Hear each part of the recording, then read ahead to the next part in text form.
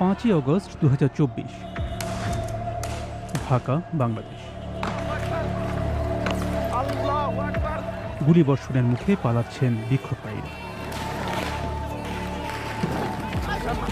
গুলি করতেছে, বাট এখন আর ভয় পাওয়ার সময় নেই। কিন্তু একজন ঘটনার ভিডিও ধারণ করে চলেছেন।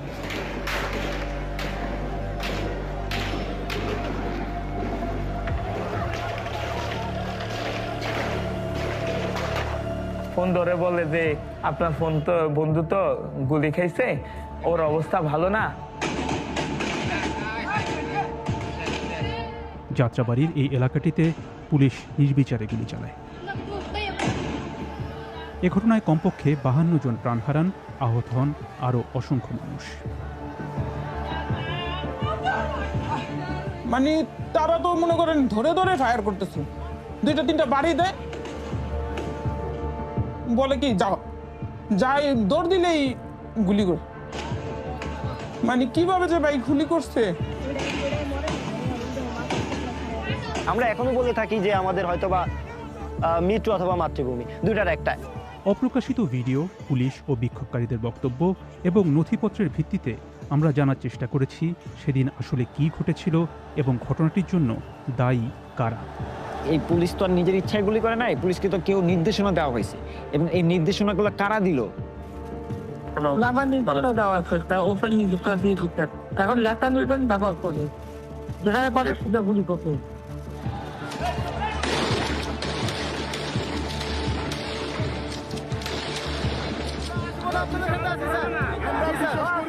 সেনাবাহিনীর ভূমিকা কেমন ছিল সেটাও আমরা দেখার চেষ্টা করেছি।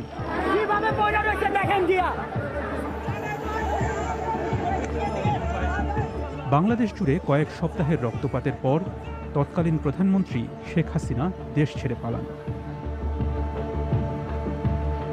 সরকার চাচ্ছিল যে আন্দোলন যেভাবেই হোক দমন করার জন্য। বিচার করো,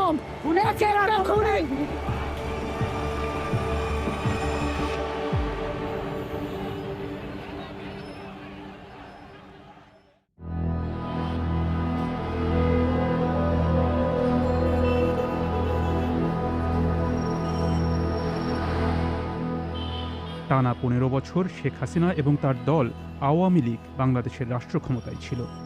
Bangladesh always maintain the human rights. To me, human rights means their security, their right to food, right to vote, right to live, everything we maintain. হাসিনার দীর্ঘ এই শাসনামল ক্রমেই দুর্নীতিগ্রস্ত এবং কর্তৃত্ববাদী হয়ে ওঠে।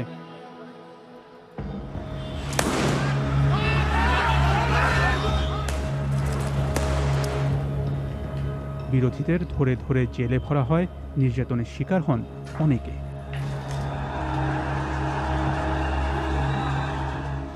সরকারি চাকরিতে কোটা ব্যবস্থা ফেরানোর প্রতিবাদে 2024 সালের জুলাই মাসে গোটা দেশে বিক্ষোভের আগুন জ্বলে ওঠে।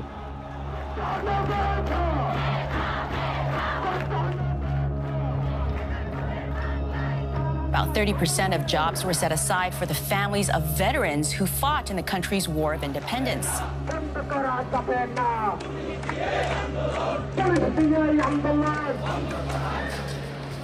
রাসেল মাহমুদের মতো শিক্ষার্থীরাই আন্দোলনটির সমন্বয় করেন। যখন দেখলাম যে আমার এই কোটা সংস্থার, এটা আমি যেহেতু শিক্ষার্থী, আমি এই কোটার যদি হচ্ছে বৈষম্যের শিকার হয়ে যায়, তাহলে আমি দেখা যায় একটা ভালো জব পাবো না।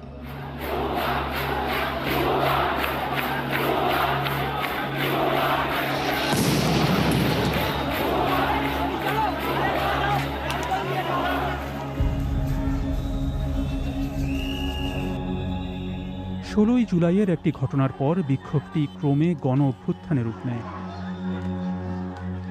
আন্দোলনে সম্মুখ সারিতে ছিলেন 23 বছর বয়সী আবু সাইদ। একা একজন শিক্ষার্থীর বিপরীতে একদল সশস্ত্র পুলিশ। একের পর এক শটগানের গুলি তার শরীরে আঘাত হানে।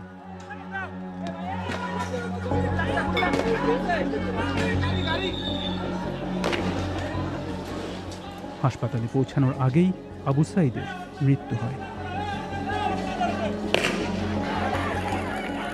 এ ঘটনার পর আন্দোলন আর কোটা সংস্কারের দাবির মধ্যে সীমাবদ্ধ থাকেনি।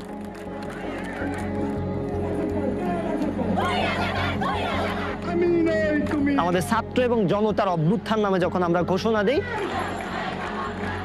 তখন জনতাও আমাদের সাথে এসেছে।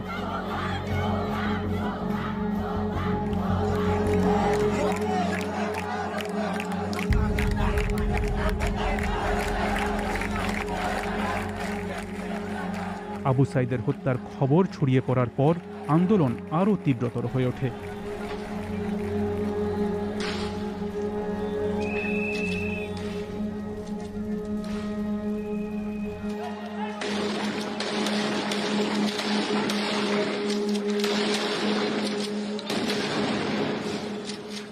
সেদিন সন্ধ্যায় জাতির উদ্দেশ্যে ভাষণ দেন প্রধানমন্ত্রী শেখ হাসিনা। এই আন্দোলনের শুরু থেকেই সরকার যথেষ্ট ধৈর্য ও সহনশীলতা প্রদর্শন করেছে।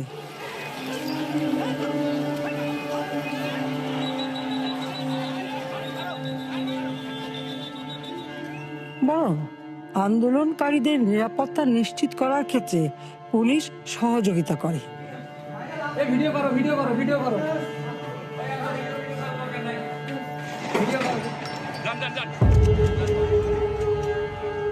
আমি আন্দোলনরত কোমলমতি ছাত্রছাত্রীদের নিরাপত্তা নিয়ে অত্যন্ত উদ্বিগ্ন।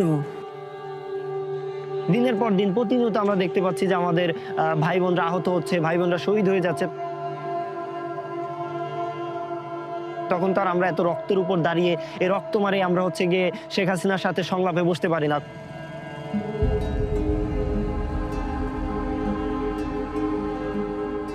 শেখ হাসিনার ভাষণের পরদিন দেশটির যোগাযোগ ব্যবস্থা রীতিমতো ভেঙে পড়ে। সরকারের নির্দেশে বন্ধ করা হয় ইন্টারনেট।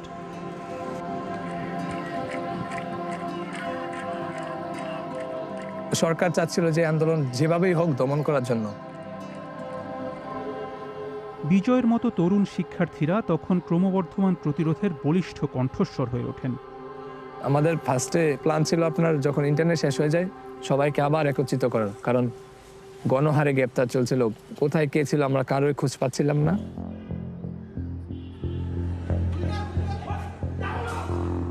সবগুলোকে অ্যারেস্ট করতে বলছিলাম, সবাইকে বলা হয়েছে যে যেখান থেকে টিকাটা পারবো দেখে ফেলবো। হাসিনা একটি নির্দেশ জারি করেন, পুলিশ ও নিরাপত্তা বাহিনীকে প্রাণঘাতী অস্ত্র ব্যবহার করতে হবে। ফাঁস হওয়া এই অডিও রেকর্ডিং, যা বিবিসি যাচাই করেছে, সেখানে শেখ হাসিনাকে নির্দেশনা দিতে শোনা যাচ্ছে। আমার নির্দেশনা দেওয়া আছে, ওপেন নির্দেশনা দিয়ে দিচ্ছে। এখন লেখা লিখবেন, ব্যবহার করবে, যেখানে পারে সেটা গুলি করবে।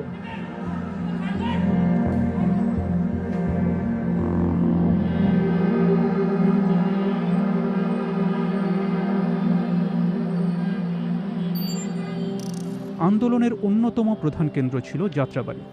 বন্দরনগরী চট্টগ্রামের সঙ্গে রাজধানী ঢাকার সংযোগ স্থাপনকারী এই রুটটি পণ্য পরিবহনের ক্ষেত্রেও বেশ গুরুত্বপূর্ণ। অনেক জনগণ থাকে যাত্রাবাড়ি ড্যামরা এলাকায়, কারণ ঢাকামুখী একটা প্রবেশ পথ এই যাত্রাবাড়ি। এই এলাকার মধ্যে সবাই থাকে, স্টুডেন্টও আছে, আপনার অনেক শ্রমিক আছে। মহাসড়কের গা ঘেঁষে দাঁড়িয়ে রয়েছে কড়া নিরাপত্তা বেষ্টিত একটি পুলিশ স্টেশন, যাদের দায়িত্ব সেখানকার নিরাপত্তা নিশ্চিত করা।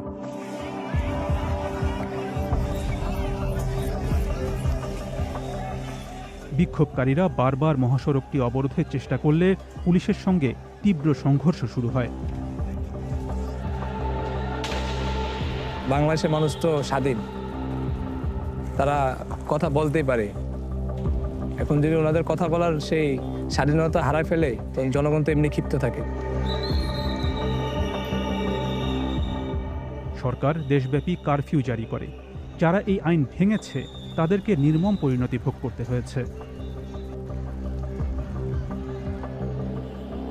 যাত্রাবাড়ী থানার সে সময়ের কিছু নথিপত্র বিবিসি আইয়ের হাতে এসেছে, যেখানে দেখা যাচ্ছে বিক্ষোভ দমনে পুলিশ তাজা গুলি এবং সামরিক মানের রাইফেল ব্যবহার করেছে।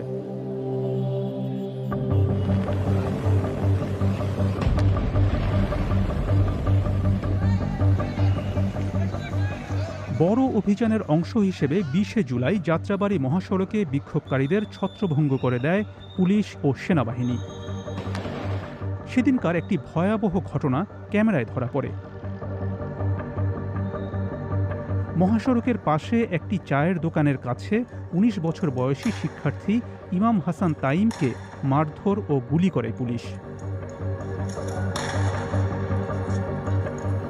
তাইমের বন্ধু তাকে নিরাপদ স্থানে সরিয়ে নেওয়ার চেষ্টা করলেও পুলিশ গুলি অব্যাহত রাখে। পরে ওই দিনই তাইমের মৃত্যু হয়।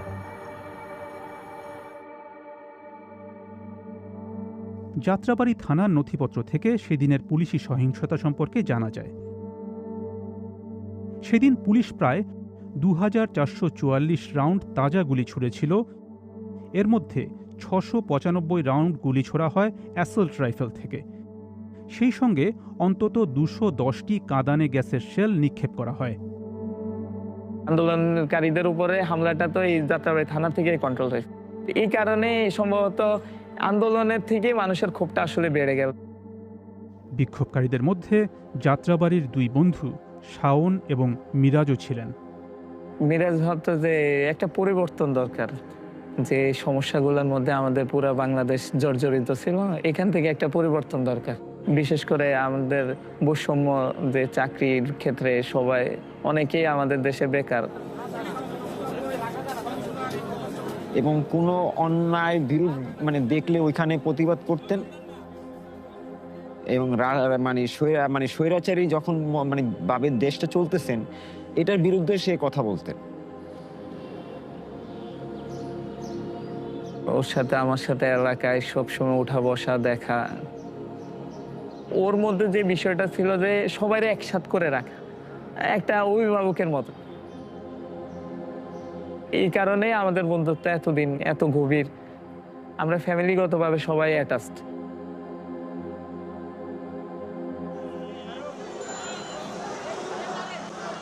পুলিশের সাথে সংঘর্ষ সহিংস হয়ে ওঠার সঙ্গে সঙ্গে পরের 2 সপ্তাহে বিক্ষোভকারীদের সংখ্যাও বাড়তে থাকে।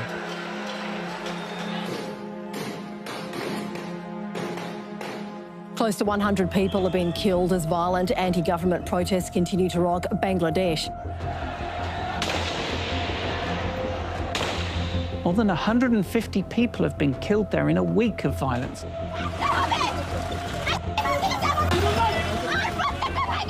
পরিস্থিতি এক পর্যায়ে চরমে পৌঁছায়। এখন আন্দোলনকারীদের আর পিছু হটার সুযোগ নেই। তারা তখন গণ অভ্যুত্থানের প্রস্তুতি নিচ্ছেন, আর সেটি ঠেকানোর পরিকল্পনা করছেন শেখ হাসিনা।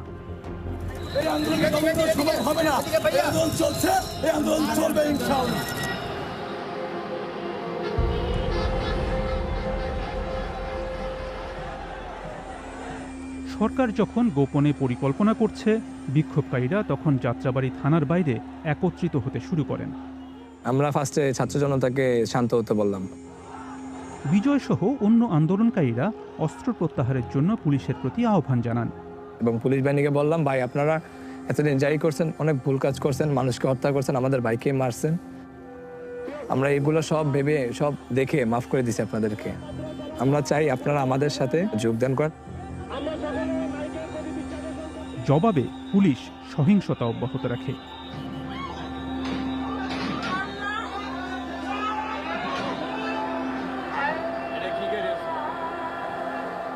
সেদিন সন্ধ্যায় নিরাপত্তা কর্মকর্তাদের সঙ্গে গণভবনে জরুরি বৈঠকে বসেন প্রধানমন্ত্রী শেখ হাসিনা।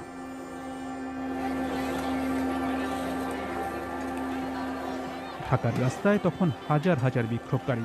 খবর ছড়িয়ে পড়ে 5ই আগস্টের মার্চ ফর ঢাকা কর্মসূচিতে যোগ দিতে আরও অসংখ্য মানুষ ঢাকা আসছেন। আন্দোলনকারীরা যেন ঢাকায় ঢুকতে না পারেন সেজন্য সবগুলো প্রবেশমুখ বন্ধ করার পরিকল্পনা করে সেনাবাহিনী এবং বিজিবি। যে কোনো উপায়ে পদযাত্রা বন্ধ করার নির্দেশ দেওয়া হয় পুলিশকে।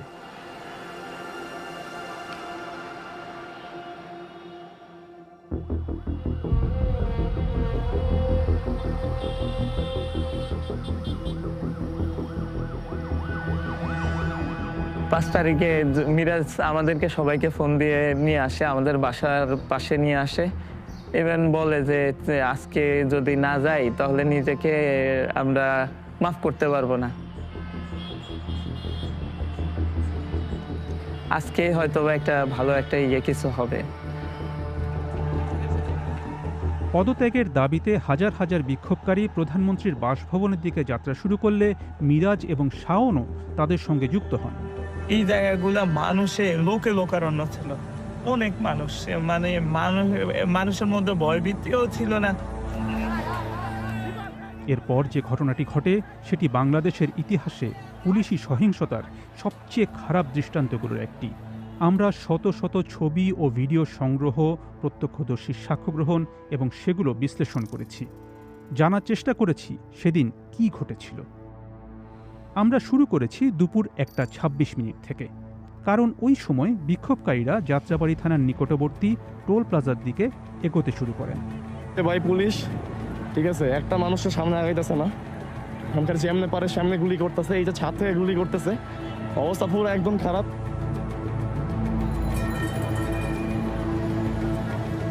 অনেকে আবার অনেকের বাড়ি থেকে তাকে আছে যে আন্দোলনটা দেখতেছিল, তাদেরকেও বললো যে বাসার ভিতরে চলে যাইতে। ছাত্ররা আন্দোলন করতেছে এখানে, বাট আন্দোলন করতেছে আমরা এখানে বসাই দেখতেছি। পাশের একটি ভবনের বাসিন্দা এই নারী জানালায় দাঁড়িয়ে পরের ঘটনাগুলো সচক্ষে দেখেন। নাম প্রকাশ না করার শর্তে তিনি আমাদের সঙ্গে কথা বলতে রাজি হন। অনেক গ্যাঞ্জাম হয়েছিল, মানে অনেক লক্ষ লক্ষ মানুষ এখানে।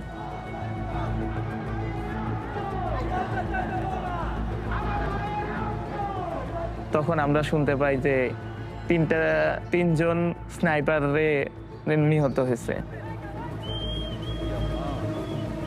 তারপরে আমরা শুনতে পাই এবং কি আমরা ওইখানে যাই, যে দেখি যে রক্ত পড়ে আছে।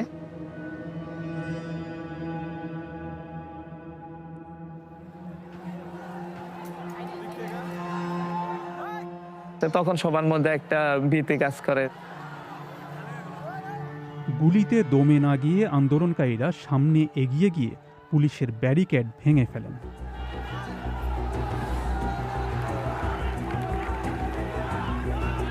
পুলিশ যারা দাঁড়ায় ছিল ওরা থানার দিকে চলে যায়। অনেক মানুষ বিজয় উল্লাস করতেছিল। মিরাজ তার ফোনে সেই মুহূর্তের একটি ভিডিও ধারণ করেন। সেখানে শাওনের সঙ্গে তাকেও ওই বিক্ষোভে দেখা যায়, যদিও তারা তখন মিছিলের অগ্রভাগ থেকে বেশ পেছনে। বিক্ষোভকারীরা এক পর্যায়ে যাত্রাবাড়ি থানার আরও কাছে পৌঁছে গেলে পুলিশ গুলি শুরু করে। এটা হচ্ছে যাত্রাবাড়ি হাইওয়ে, পুলিশ ইচ্ছা মতো গুলি করতেছে, যে দেখতেই পাচ্ছেন, এই যে স্নাইপারের আওয়াজ, ঠিক আছে।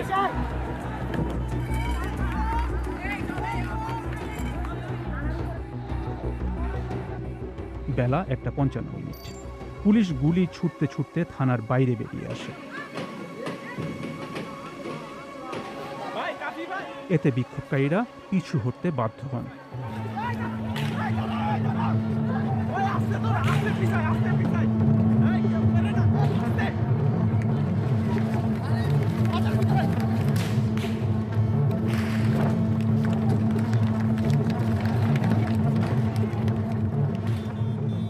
এরপর সেনা সদস্যরা ঘটনাস্থলে হাজির হন। তারা পুলিশ ও আন্দোলনকারীদের মাঝখানে অবস্থান নেন।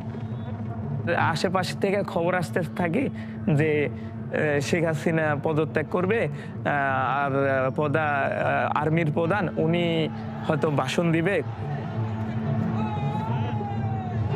সবাই যাত্রাবাড়ি থানার দিকে আগানোর চেষ্টা করে।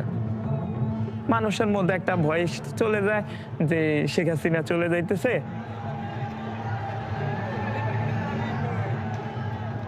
সবাই ভাবতেছে যে আর তো পুলিশ গুলি করার কোনো সম্ভাবনাই নেই।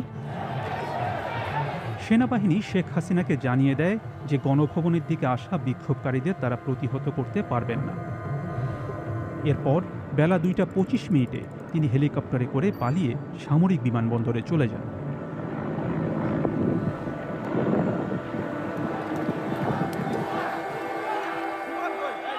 এখান দিয়ে বিজয় উৎসব শুরু হয়ে যায়।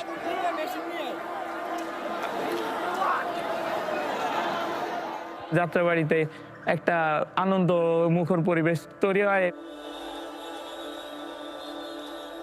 প্রায় একই সময়ে যাত্রাবাড়ি থেকেও সেনাবাহিনীর গাড়িগুলো সরে যেতে শুরু করে।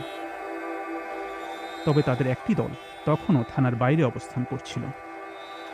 থানার দিকে আসার পরে আমাদের ওই আপনার থানার সামনে আর 2 রাস্তার ডিভাইডার আছে। মিরাজ এবং শাওন থানার সামনের রোড ডিভাইডারটির দিকে এগিয়ে যান।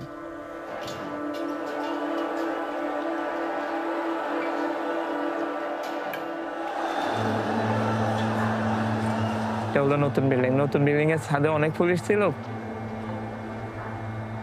তখন মিরাজ তার ফোন বের করে ভিডিওটা করতেছিল। সামনে গেটের সামনে আর্মিরা দাঁড়ায় ছিল, অনেক আর্মি ছিল। গেটের পুরাটা গেট ব্লক করে দাঁড়ায় ছিল।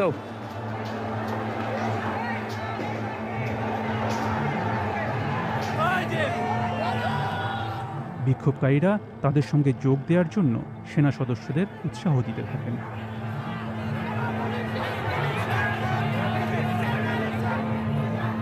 পুলিশরা ওখানে দাঁড়ানো ছিল, ওনাদের মধ্যে মানে আমি দেখতে পাই যে অস্থিরতা কাজ করতেছে। তো আমরা এইভাবে দাঁড়ায় দেখতেছিলাম। তো খুব সম্ভবত এখান থেকে একটা গাড়ির কোনো সিলিন্ডার বা কোনো টায়ার ব্লাস্ট হয়। আমি তো উঠে দিছি দৌড়।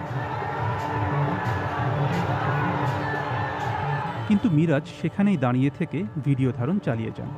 তার ধারণকৃত ভিডিওতেই সেনা সদস্যদের থানা প্রাঙ্গণ ত্যাগ করতে দেখা যায়। আর্মিরা হয়তো ভিতর থেকে কল ছিল কিনা যে তোমরা সরে যাও, ওরা একটা কিছু করবে, এরকম হতে পারে। ওরা আপনি দেখবেন যে ওরা দৌড়ে চলে গেছে। সেনা সদস্যরা চলে যাওয়ার কয়েক সেকেন্ডের মধ্যে বেলা 2:43 পুলিশ আবারও গুলি শুরু করে।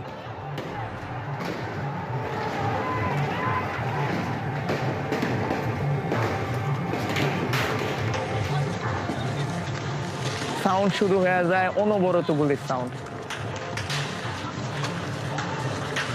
পুরা ধরা গুলি করতেছে, মানে গুলি যে কিভাবে করছে বলার বাহিরে। গুলি ঘরে আইসা পড়ে, সবাই লুকায়া বসেছিলাম।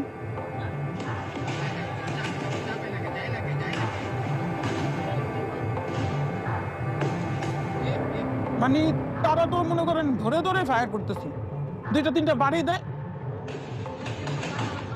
বলে কি যাও, যাই দৌড় দিলেই গুলি করে।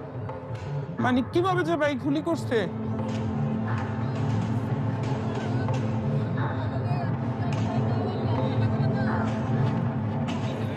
এমন পরিস্থিতির মধ্যে শাওন এবং মিরাজ আলাদা হয়ে যায়। লুকায় থাকে, মিরাজে অনেকবার ফোন দিতে থাকি।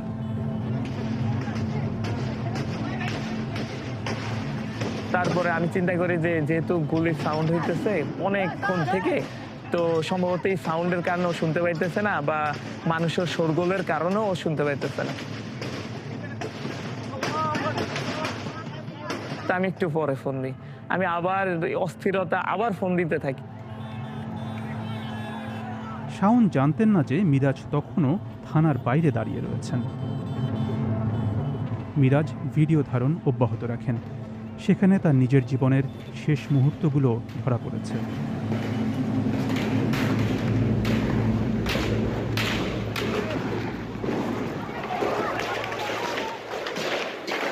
একজন ধরে ওর ফোন ধরে বলে যে আপনার ফোন তো বন্ধু তো গুলি খাইছে, ওর অবস্থা ভালো না। যাওয়ার সাথে সাথে আমি দেখতে পাই যে কয়েকটা স্তূপের মধ্যে আমার বন্ধু পড়ে আছে। তো আমি দেখে আর নিজেকে রাখতে পারি না, আমি নিজের কন্ট্রোল হারায় ফেলাই যে একটা বন্ধু আমার সাথে ছিল এতক্ষণ মারা গেছে।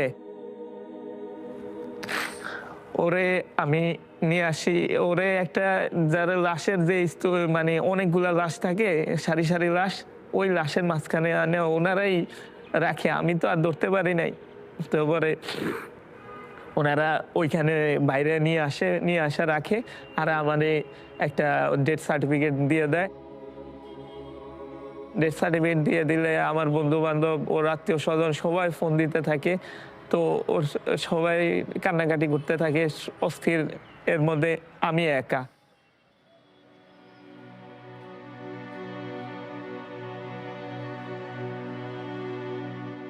Breaking news that we're getting from Bangladesh. We are hearing that the Bangladesh Prime Minister has resigned and left the country. 15 বছর পর শেখ হাসিনার পতন বাংলাদেশের জনগণের জন্য একটি যুগান্তকারী ঘটনা। কিন্তু যাত্রাবাড়িতে তখনও ভয়াবহতার শেষ হয়নি। আধা ঘন্টারও বেশি সময় ধরে পুলিশকে একাধারে গুলি চালিয়ে যেতে দেখা যায়।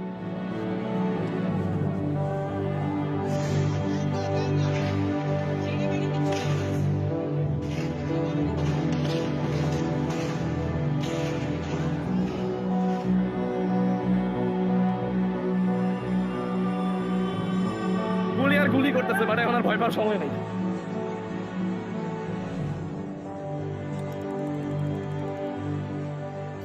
বিকেল 3:27 পুলিশের একটি বড় দল অস্থায়ী সেনা ব্যারাকে ঢোকে।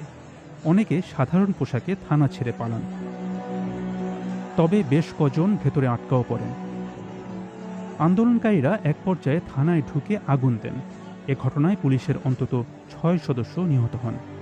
সেদিন আটকে পড়া 2 পুলিশ সদস্যের সঙ্গে আমরা কথা বলেছি, তবে ভয়ে তারা নিজেদের নাম পরিচয় প্রকাশ করতে চাননি। যখনই আর্মি চলে গেছে তখনই বুঝছি এখানে আর বাঁচার আর সুযোগ নেই। হ্যাঁ, আমরা বলছিলাম যে সাহায্য পাঠান, নাহলে বাঁচা সম্ভব না, কিন্তু কোনো সাহায্য আসেনি।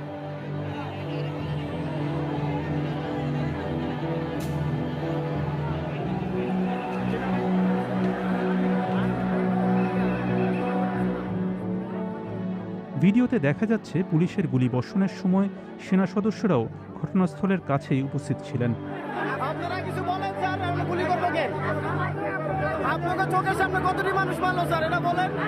কিভাবে পয়সা রয়েছে দেখেন গিয়া।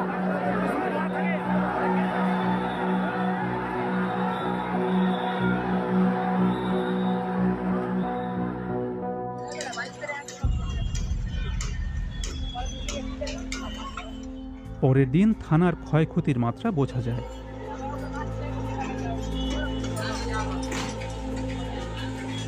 পালানোর সময় পুলিশের ফেলে যাওয়া পোশাক পরিচ্ছদ মেঝেতেই পড়ে রয়েছে।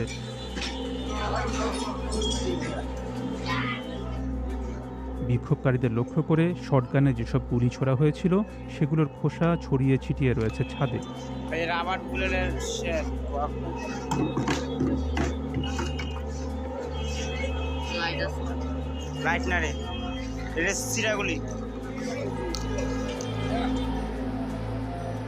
পুলিশের যে কর্মকর্তারা 6 আগস্ট যাত্রাবাড়ি গিয়েছিলেন তাদের সঙ্গেও দেখা করেছি আমরা। যাত্রাবাড়ির প্রত্যেকটা অলিগলিতে মানুষ ভরা, এবং তারা পুলিশের প্রতি যে ক্ষোভ সেটাও আমি তখনও দেখা যাচ্ছে আর কি। আমি আমার একজন কলিগের মাধ্যমে আমি জানলাম যে যাত্রাবাড়ি থানা, ঢাকা যাত্রাবাড়ি থানার সামনে পুলিশের অনেক লাশ পড়ে আছে।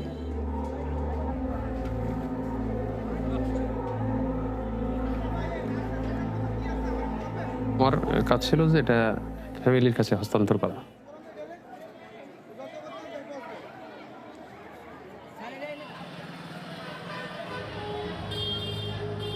পরিস্থিতি শান্ত হবার পর একটা প্রশ্নই রয়ে যায়, এসব ঘটনার জন্য আসলে দায়ী কে? পুলিশের যাদের সঙ্গে আমাদের কথা হয়েছে তারা বলছেন তারা কেবল আদেশ পালন করেছেন। আমরা চেইন অফ কমান্ডে চলি, কমান্ডের বাইরে যাওয়ার কোনো অপশনই নেই। হত্যাকাণ্ড যে সময় ঘটে তখন যাত্রাবাড়ি থানার ভারপ্রাপ্ত কর্মকর্তার দায়িত্বে ছিলেন আবুল হাসান। হ্যাঁ, এটা আসলে কি ওসি স্যারের উপরে, তার সাথে উপরে সবার যোগাযোগ। এখন উনি ওই মুহূর্ত পর্যন্ত তো উনি আমাদের অভিভাবক, বুঝতে পেরেছেন? উনি যেভাবে বলবেন, ডিসি স্যার যেভাবে বলবে, এভাবে। হাসানকে ইতোমধ্যেই গ্রেফতার করা হয়েছে। তবে তিনিও তার উপরের কিছু কর্মকর্তার নির্দেশে কাজ করেছেন বলে আমরা জানতে পেরেছি। তাদের মধ্যে একজন ঢাকা মহানগর গোয়েন্দা পুলিশের তৎকালীন প্রধান হারুনুর রশিদ। জুলাই মাসে তাকে সশরীরে যাত্রাবাড়ি গিয়ে কর্মকর্তাদের নির্দেশনা দিতেও দেখা গেছে।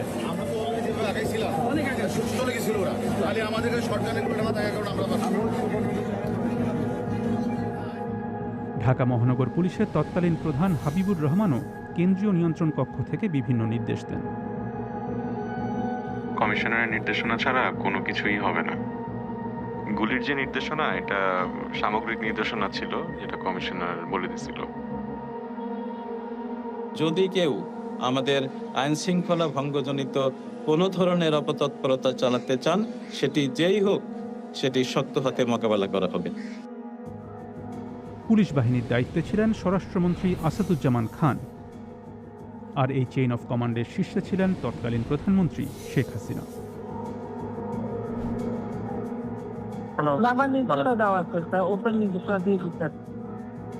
এখন লেটার নিবেন ব্যবহার করবে, যেখানে পারে সেটা গুলি করবে।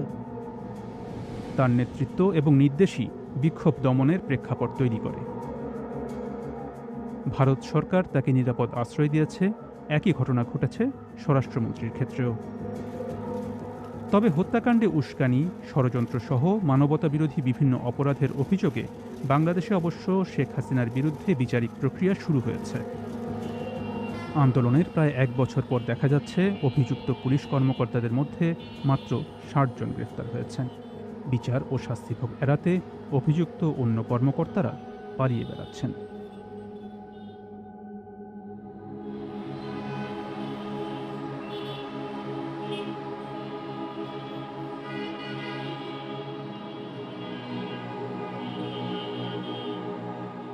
গুলি যাতাটা গুলি লিখেছে বুলেট নিশ্চয়ই না।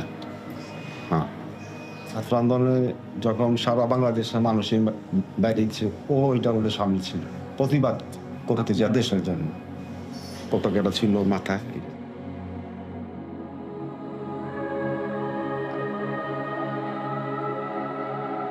সেই 5ই আগস্টের দিনটা হয়তো আনন্দ ছিল মানুষের কাছে, কিন্তু যখন আমার 22 শহীদ হয়েছে, তারপর থেকে এই কথাটা শোনার পর থেকে মানে আমাদের ফ্যামিলিতে কি একটা মানে অবস্থা হয়েছে, এটা কোনোভাবে এক্সপ্লেইন করা আমাদের পক্ষে সম্ভব না।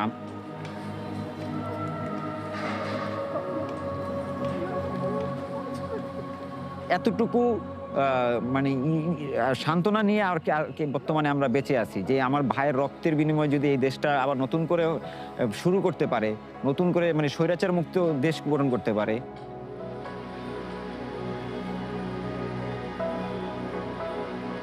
আশা রাখতে পারি। এখন আশা তো মানুষ বুক বাঁধে, আশা ছাড়া তো আমাদের কিছুই করার নেই। বাংলাদেশে যেন এরকম কখনোই না হয়, কারণ একটা মানুষ ক্ষমতার জন্য যদি এত মানুষ যেন প্রাণ না হারায়, ও ন্যায় বিচারটা পাক, এটাই আমি চাই। আর এখন ওই ঘটনা মনে পড়লে নিজের চোখে পানি আসে যে কতগুলা ভাই মারা গেছে। এখন আমরা আরেকবার স্বাধীন করছি দেশটা, তো আমার নিজের ওই ভয়টা আর নেই। আগে যে একটু ভয় ছিল, ওই ভয়টা এখন আর নেই। এখন একটু সাহসী হয়ে গেছে।